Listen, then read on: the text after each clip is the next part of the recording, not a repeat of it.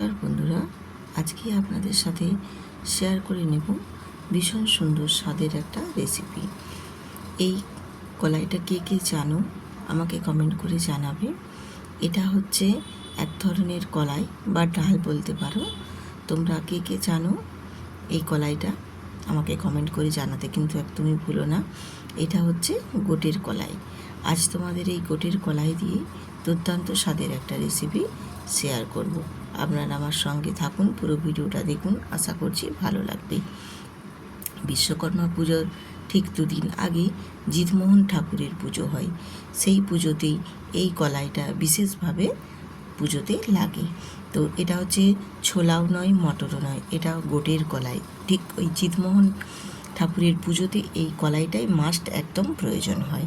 সেই কলাই দিয়ে আজকে আপনাদের ভীষণ সুন্দর একটা রেসিপি শেয়ার করব। তো তার জন্য দেখো, এখানে আমি গোটের কলাইটা ভালোভাবে ধুয়ে অল্প একটু আলু একটা দিয়ে একটু নুন দিয়ে আমি এটা সেদ্ধ করে নিচ্ছি। গ্যাসেতে সেদ্ধ করে নেব।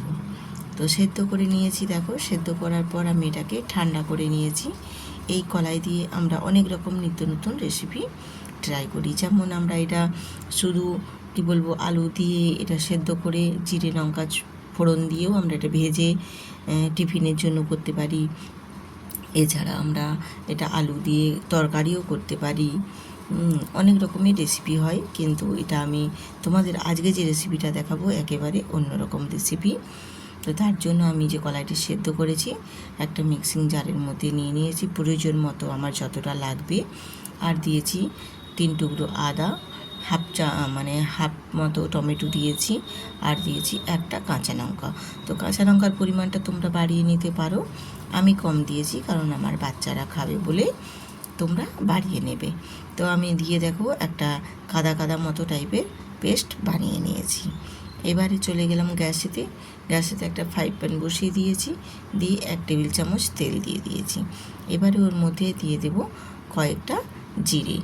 তো জিরেটা তেলের মধ্যে দিয়ে হালকা নাড়াচাড়া করে জিরেটা ঠিক ভাজা ভাজা হবে, সেই পর্যায়ে আমি এখানে দিয়ে দেব 1 চামচ হলুদের গুঁড়ো, আর দেবো 1 চামচ কাশ্মীরি লঙ্কার গুঁড়ো। লঙ্কার গুঁড়োটা জাস্ট লাল কালারের জন্য দিয়েছি। দিয়ে একটু নাড়াচাড়া করে নেব। হলুদের গুঁড়ো আর কাশ্মীরি লঙ্কার গুঁড়োটা দিয়ে একটু তেলের মধ্যে নাড়াচাড়া করে নিয়ে আমি ওই যে মিক্সিতে যে বেটে রেখেছিলাম ডালটা, গোটের ডালটা, সেই ডালটা দিয়ে দিলাম ওর মধ্যে। দিয়ে এবারে একটু নাড়াচাড়া করব। আর মিক্সিতে বাকি যে অংশটা লেগে থাকবে সেটাও আমি একটা চামচের সাহায্যে সম্পূর্ণটাই বার করে আমি ওই ফ্রাই প্যানের মধ্যে দিয়ে দেব। দিয়ে সমস্তটাই বেশ ভালোভাবে নাড়াচাড়া করে নেব। যেটুকু লেগে থাকবে সম্পূর্ণটাই আমি দিয়ে দিলাম। দিয়ে এবারে স্বাদ মতো দিয়ে দেবো লবণ। স্বাদ মতো লবণ দিয়ে খুব ভালোভাবে ওই গোটের কলাইয়ের ব্যাটারটা খুব সুন্দর করে নেড়ে চেড়ে একদম শুকনো শুকনো করে একটা পুর রেডি করে নেব আমি। এই রেসিপিটা বানানোর জন্য একটা পুর দরকার, আর আমি সেই পুরটাই বানাচ্ছি এই গোটের কলাই দিয়ে, যেটা কিনা একদম অন্যরকম স্বাদ, অন্যরকম ফ্লেভার। বন্ধুরা, একবার বানালে তোমরা বুঝতে পারবে কতটা টেস্টফুল। আমি এইভাবে নাড়াচাড়া করে নিয়ে একটু কাসুরি মেথি আর অল্প একটু চিনি দিয়ে নাড়াচাড়া করে শুকনো শুকনো করে পুরটা রেডি করে নিলাম। ঠিক এই পর্যায়ে আমি রাখবো। এটা একটু ঠান্ডা হয়ে গেলে আর একটু টেনে যাবে বা একটু পুরটা শক্ত শক্ত হয়ে যাবে। তো এবারে আমি দেখো একটা পাত্রের মধ্যে নিয়ে নিয়েছি ময়দাটা পরিমাণ মতো বলতে আমি 1 বাটি নিয়েছি, তোমরা পরিমাণ মতো তোমরা নেবে। আর দিয়ে দিলাম স্বাদ মতো লবণ দিয়েছি, আর দিয়েছি একটু সাদা তেলের মধ্যে জিরে ভেজে নিয়ে সেই তেল আর জিরে ভাজাটা দিয়েছি। তাহলে কি হবে, এই ময়দার মধ্যে জিরে আর তেলটা একটু ভেজে নিয়ে দিলে এর ফ্লেভারটা অপূর্ব লাগে, এত সুন্দর লাগে কি বলবো বন্ধুরা। আর যদি ক্যারিয়া পাতা থাকে তাহলে দিলে আরও সুন্দর লাগে। তো আমার হাতের সামনে ক্যারিয়া পাতা ছিল না, তার জন্য আমি দিতে পারিনি, তোমরা চাইলে দিতে পারো।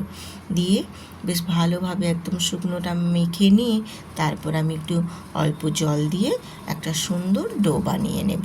বেশ ভালোভাবে মেখে ঠেসে ঠেসে একটা সুন্দর আমি ময়দার ডো বানিয়ে নিলাম। তো ডোটা আমার বানানো হয়ে গেছে। এবার আমি ডোটাকে একটু ঢাকনা দিয়ে 10 মিনিটের জন্য রেখে দেবো, যাতে করে আমার এই ময়দার ডোটা একদম সফট নরম হয়ে যায়। তো আমি 10 মিনিট পর ফিরে এসেছি, তোমাদের দেখিয়ে দিচ্ছি। দেখো আমি একবারে ময়দা থেকে নেচি কেটে একদম নেচিগুলোকে গোল গোল করে পাকিয়ে নিয়েছি। তো নেচিগুলো আমার এখানে 5টা হয়েছে, যেই ময়দার আমি ডোটা বানিয়েছিলাম তাতে 5টা আমার ডো রেডি করে নিয়েছি। এবারে এই ডোগুলোকে আমি দেখো হাতের মধ্যে একটু তেল লাগিয়ে নিয়ে বেশ গোল শেপ দিয়ে, মানে কি বলবো, সে আমরা যেমন পিঠে করলে যেমন একটা বাটি তৈরি করি, ঠিক সেই মতো দুটো হাতে ঠিক এইভাবে ঘুরিয়ে ঘুরিয়ে অনাব্রত ঘুরিয়ে ঘুরিয়ে বেশ কি সুন্দর একটা বাটি তৈরি করে নেব।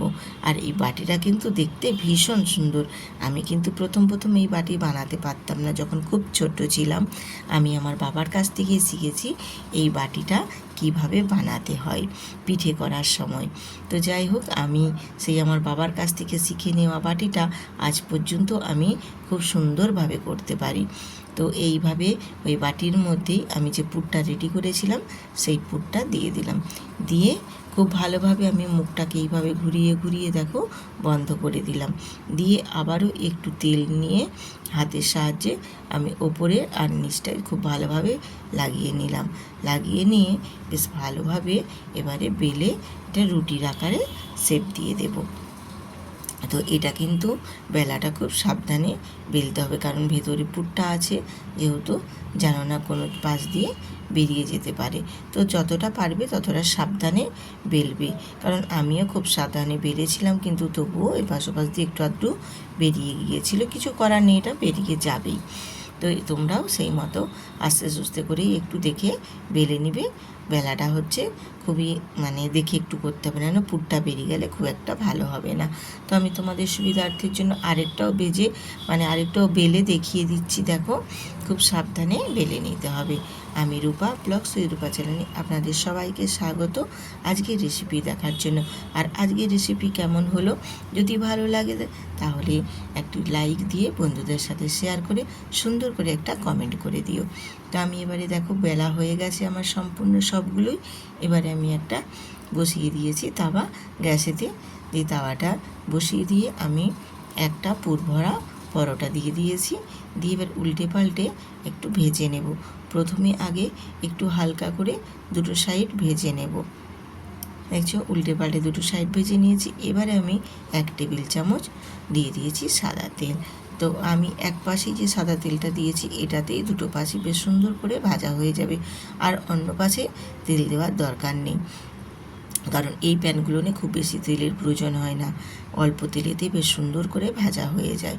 তো আমি 1 টেবিল চামচ তেল দিয়েই বেশ সুন্দর করে দুটো পাশে বেশ ভালোভাবে লালচে লালচে করে ভেজে নিচ্ছি। আর এই ক্র্যাচুলারটা দিয়ে এরকম সাইডগুলো একটু চেপে চেপে দিলে কী হয়, তাহলে ভেতর থেকে কিন্তু খুব সুন্দরভাবে ফুলে আসে, আর খেতেও কিন্তু অপূর্ব লাগে স্বাদ।